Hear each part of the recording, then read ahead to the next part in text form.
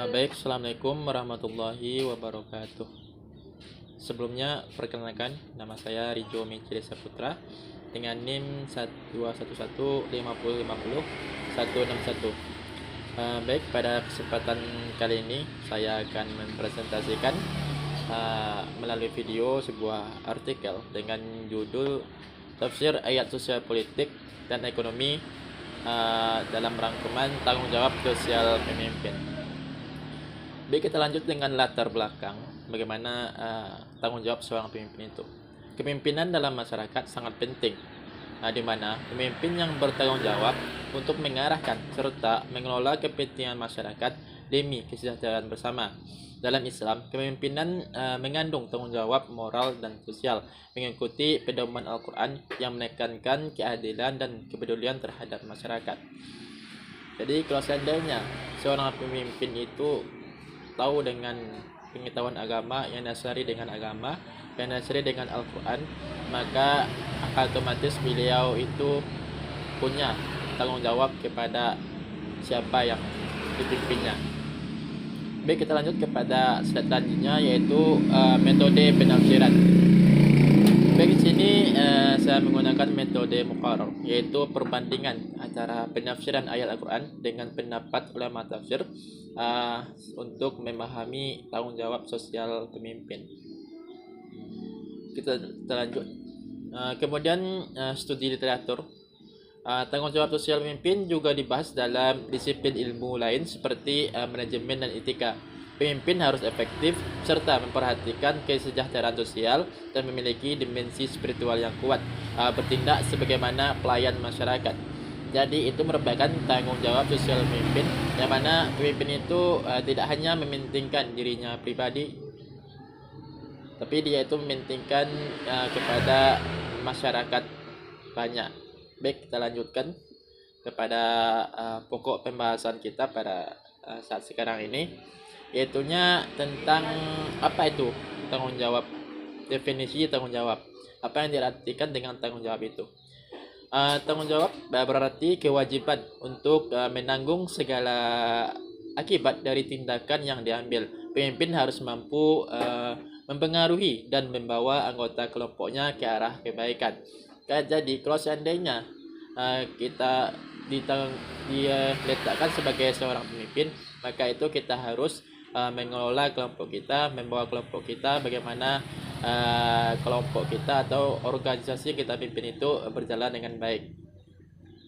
Baik, kita lanjut kepada slide selanjutnya, yaitu karakteristik pemimpin yang ideal. Baik, pada makalah ini yang pertama, karakteristik pemimpin yang ideal itu adalah bertanggung jawab, yaitunya memikirkan keputusan dengan matang. Jadi kalau seandainya seorang pemimpin itu tidak mengambil keputusan itu secara spontan, jadi kalau seandainya pemimpin yang baik harus memiliki keputusan yang matang serta harus mengkonfirmasikan kepada anggotanya. Baik, selanjutnya yang kedua, yaitu pemimpin itu dapat dipercaya. Apa yang maksud dengan dapat dipercaya di sini, yaitu mampu membangun kepercayaan di antara anggotanya. Jadi seorang pemimpin itu harus menjadi pedoman kepada anggotanya. Selanjutnya yang ketiga, yaitu jujur dalam keterbukaan dalam informasi. Kalau seandainya seorang pemimpin itu mempunyai suatu informasi, dikemukakan kepada anggotanya. Selanjutnya yaitu yang pembahasan yang ketiga,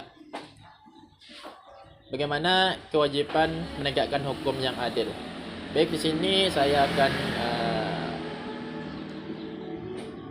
mengambil Quran surah Sad ayat 26. Bagaimana kewajiban menegakkan hukum yang adil itu bagi pemimpin. Di sini langsung saja kepada menurut pendapat para mufassir, yaitu Quraisyhad dan Buya Hamka, tentang mengenai Quran surah Sad ini, yaitu ideal yang terkandung dalam Al-Quran itu harus mempunyai rasa tanggung jawab yang tinggi terhadap kepemimpinannya, siap memimpin dan siap dipimpin. Sebagaimana pemimpin juga harus mempunyai prinsip bahwa kepemimpinan bukan keistimewaan, tapi tanggung jawab. Ia bukan memfasilitasi, tapi pengorbanan. Juga bukan leha-leha, tetapi pemimpin itu harus jiwa yang bekerja sama. Sebagaimana ia itu bukan kesewenang-wenangan bertindak, tapi kewenangan untuk melayani. Kepemimpinan itu diteladani dan keberanian, keteladanan. Jadi pemimpin itu harus mempunyai keteladanan dan keberanian, mengetahui bagaimana memutuskan suatu kebijakan antara orang-orang menurut syariatnya dengan jujur dan adil, serta tanggung jawab serta jangan ikuti hawa nafsu dalam mengambil keputusan untuk keluar dari jalan Allah Subhanahu wa taala. Seperti ini yang dikandung dalam Quran surah Sad ayat 26, yang mana menurut analisis saya, seorang pemimpin itu harus mempunyai jiwa yang tanggung jawab, yang rela berkorban kepada yang dipimpinnya. Baik, selanjutnya kita masuk kepada slide selanjutnya, yaitu pemimpin itu harus berlaku adil, baik itu adil dalam setiap organisasi yang dipimpinnya maupun adil dalam kesehariannya. Bagaimana Quran surah Al-Maidah ayat 8 mengemukakan dalam ini pentingnya keadilan, terutama bagi seorang pemimpin. Keadilan adalah nilai yang fundamental dalam Islam yang harus dijaga oleh setiap orang, terutama mereka yang memiliki rasa tanggung jawab dalam kepemimpinannya. Pemimpin yang adil tidak hanya akan membawa keadilan di dunia, tetapi juga mendapatkan ridho Allah Subhanahu wa taala di akhirat nanti. Pemimpin yang adil adalah pemimpin yang selalu menegakkan kebenaran, menjaga hak orang lain, dan menjauhkan diri dari segala bentuk diskriminasi ataupun prasangka-prasangka yang buruk. Ya, guys. Menurut tafsir Al-Jalalain tentang Quran surah Al-Maidah ayat 8 ini dijelaskan perintah berlaku adil tersebut bukan hanya kepada kawan ataupun kaum kerabat saja, melainkan juga harus berlaku adil kepada lawan. Artinya perintah yang berlaku adil di sini adalah kepada semua orang, yang dia tuju ya. Jadi menurut tafsir Jalalain, pemimpin itu tidak hanya adil di dalam apa yang dipimpinnya, melainkan dia itu adil kepada semua orang, baik itu lawannya ataupun temannya sendiri ya. Berarti jiwa keadilan itu harus ada bagi setiap orang pemimpin. Selanjutnya, menurut pendapat Ibnu Katsir, ia mengatakan bahwa sikap adil ini lebih dekat kepada takwa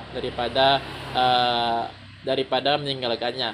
Kemudian Ibnu Katsir juga menyebutkan bahwa ayat ini berlaku adil karena adil itu lebih dekat kepada takwa. Jadi kalau pendapat Ibnu Katsir itu tidak jauh berbeda ya dengan pendapat tafsir Al-Jalalain yang dikemukakan tadi, bahwasanya adil itu lebih dekat kita kepada takwa kepada Allah Subhanahu wa taala. Lanjut kepada slide berikutnya, yaitu tentang ayat yang ketiga, menghindari korupsi dan penyalahgunaan kekuasaan. Jadi seorang pemimpin yang baik, seorang pemimpin yang adil itu harus menghindari korupsi dan penyalahgunaan kekuasaan, sebagaimana Allah Subhanahu wa taala berfirman dalam surah Al-Baqarah ayat 284. Yang mana menurut pendapat para ulama tentang ayat ini, dari pendapat ulama di atas dapat disimpulkan dari yang disampaikan di artikel sebelumnya ya. Jadi sini saya hanya menyimpulkannya saja. Dari pendapat para ulama di atas dapat disimpulkan bahwa setiap individu, setiap orang, termasuk pemimpin harus bertanggung jawab atas tindakan dan keputusan yang diambil, yang menekankan bahwa Allah tidak membebani seorang melebihi kemampuannya. Oleh karena itu, pemimpin harus menghindari korupsi dan penyalahgunaan kekuasaan yang dia miliki. Seandainya mereka tidak sanggup menjalankan amanah yang mereka pikul, yang mereka bebani, maka lebih baik mereka mengundurkan diri saja atau ditinggalkan saja. Karena setiap penyimpangan dan tindakan yang merugikan orang akan diminta pertanggungjawaban di akhirat nantinya. Persib ini juga mengajak kepemimpinan untuk berperilaku adil, transparan, dan bertanggung jawab dalam menjalankan amanah, serta selalu ingat bahwa setiap tindakan akan mendapatkan balasan dari Allah Subhanahu wa taala. Jadi inti dari ayat ini Al-Baqarah ini yaitunya kalau kita ditetapkan sebagai seorang pemimpin, maka kita itu harus menjalankan kepemimpinan kita menurut dengan prinsip Al-Quran. Apalagi sedang marak pada saat ini yaitu kasus korupsi dan penyalahgunaan kekuasaan, nepotisme, yang mana itu sangat meresahkan bagi kita termasuk bagi masyarakat. Maka dari itu kita selaku pemimpin itu harus berpedoman kepada Al-Quran serta pada para ulama. Karena apa? Karena kepemimpinan itu adalah kita itu ditunjuk sebagai pemimpin. Maka itu tidak hanya urusan dunia saja, tetapi jika kita juga mendapatkan tanggung jawab di akhirat nantinya. Bagaimana cara kita memimpin itu? Apakah kita memimpin itu adil, baik, atau sebaliknya? Yang suka korupsi, yang suka penyalahgunaan kekuasaan, maka itu akan dipertanggungjawabkan di depan Allah Subhanahu wa taala nantinya. Baik, kita lanjut kepada selanjutnya yaitu ya kesimpulan dari materi yang saya sampaikan tadi, yaitu seorang pemimpin itu harus memiliki aspek kemanusiaan yang patut untuk dijadikan sebagai pemimpin. Mereka harus bijaksana dalam mengatasi semua permasalahan dan mengambil keputusan yang dihadapi. Seorang pemimpin yang bijaksana adalah pemimpin yang mampu menyelaraskan semua kepentingan yang ada. Begitu peran kepemimpinan, seorang pemimpin bisa mempengaruhi anggotanya dengan perilakunya. Oleh karena itu, karakteristik yang baik serta pemimpin disebut dapat menjadi penentu generasi untuk menjadi model kepemimpinan yang mampu mengarahkan anggotanya, mengarahkan masyarakat dapat mencapai target dan tujuan untuk suatu kelompok organisasi. Al-Quran juga menekankan bahwa keadilan, amanah, dan kesejahteraan masyarakat. Jadi seorang pemimpin itu diharapkan menjadi teladan yang baik, mengutamakan kepentingan rakyat atas kepentingan pribadinya. Dalam tugasnya memimpin harus memastikan bahwa kebijakan yang diambil harus sejahtera, umum, dan tidak menimbulkan ketidakadilan yang dapat merusak suatu kekompakan bagi masyarakat atau kelompok yang dia pimpin. Baik, mungkin hanya itu yang dapat saya sampaikan pada kesempatan kali ini. Terlebih dan terkurangnya saya mohon maaf. Wabillahi taufiq wal hidayah. Assalamualaikum warahmatullahi wabarakatuh.